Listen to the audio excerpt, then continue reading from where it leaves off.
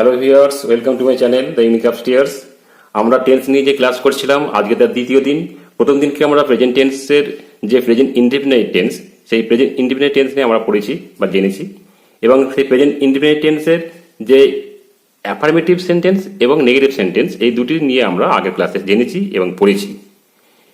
আজকে আমরা interrogative sentence কীভাবে তৈরি করতে হয় সেই নিয়ে আজকে আমরা ক্লাস, এবং তোমরা প্রথম থেকে শেষ পর্যন্ত মন দিয়ে ভালো করে শুনবে এবং বোঝার চেষ্টা করবে। আশা করি তোমরা ক্লাসটি সম্পূর্ণ দেখলে বুঝতে পারবে যে কিভাবে ইন্টারোগেটিভ সেন্টেন্স আমরা তৈরি করব। তার গঠনটা দেখে নাও। এইটা ডু আর ডাজ হচ্ছে অক্সিলারি ভার্ব। তাহলে কি না, প্রথমে ডু বা ডাজ বসাবো, তারপরে সাবজেক্ট বসাবো, তারপরে ভার্ব। ইন্টারোগেটিভ সেন্টেন্সের গঠন বা স্ট্রাকচার সম্বন্ধে আমরা জানলাম। এবার কয়েকটি এক্সাম্পলের মাধ্যমে বিষয়টি আমরা বুঝব। দেখো, যদি বলি যে আমি কি যাই, তাহলে কি হবে? তাহলে আই মানে হচ্ছে আমি, তাহলে কিন্তু আই যেহেতু, তাহলে আয়ের সঙ্গে কিন্তু ডু হবে। ঠিক আছে, আমি কি যাই, তাহলে ডু আই গো। আমি কি যাই, তার মানে এখানে কি আছে? ডু হচ্ছে অক্সিলারি ভার্ব, মানে সাহায্যকারী ভার্ব। সাবজেক্টটা হচ্ছে আমি মানে আই, আর ভার্ব হচ্ছে গো।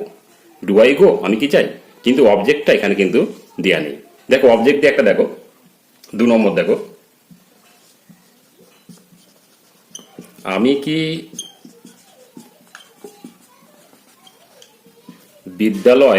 বিদ্যালয়ে যাই, তখন কি হবে? এখানে কিন্তু অবজেক্টটা আসবে, আগের মতনই হবে, do I go to school. আমি কি বিদ্যালয়ে যাই। এবার দেখো,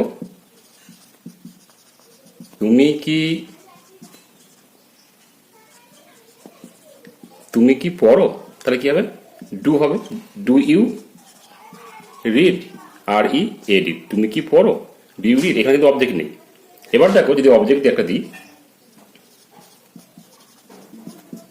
তুমি কি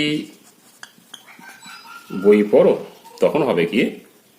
ডু ইউ রিড বুক। তুমি কি বই পড়ো। তাহলে ডাজ কখন হবে? ডাজটা কখন হবে দেখো, যদি বলি সে কি খেলে, এখানে সে থার্ড পারসন সিঙ্গুলার, সেক্ষেত্রে ডাজ হবে। ঠিক আছে, তাহলে হবে ডাজ। এখানে যদি ছেলে হয় তাহলে কি হবে? ডাজ হি প্লে, সে কি খেলে। যদি প্রশ্ন করা হয় সে কি বল খেলে, সে কি ফুটবল, লিখি সে কি ফুটবল খেলে, তাহলে কি হবে? ডাজ হবে, কেন সে হচ্ছে থার্ড পারসন সিঙ্গুলার নাম্বার, তাই ডাজ হবে। Does he play football. ঠিক আছে, এইভাবে কিন্তু আমরা এগুলো করব। একটা দেখো, তারা কি খেলে।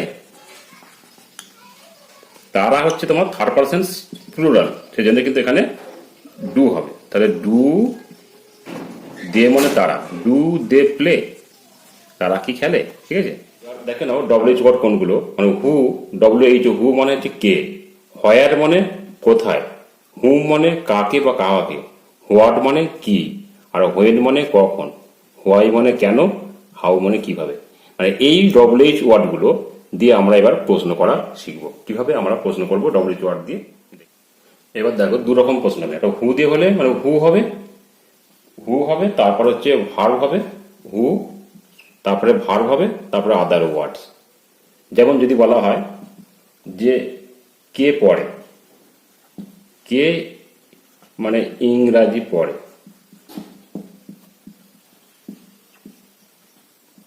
কে ইংরাজি পড়ে, তাহলে প্রশ্নকে হু দিয়ে, মানে হু, ভার্বটা কি হবে? রিড করে পড়া, রিডস, হু রিডস ইংলিশ। কে ইংরেজি পড়ে, হু রিডস ইংলিশ, কে ইংরেজি পড়ে।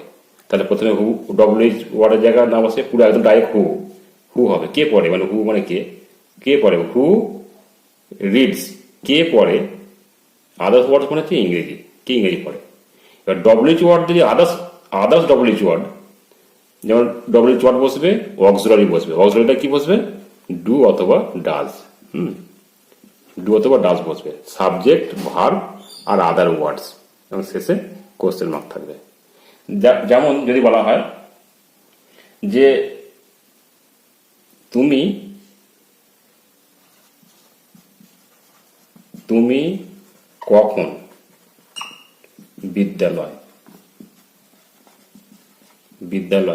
বিদ্যালয়ে যাও, তোমাকে প্রশ্ন করা হবে যে তুমি কখন বিদ্যালয়ে যাও।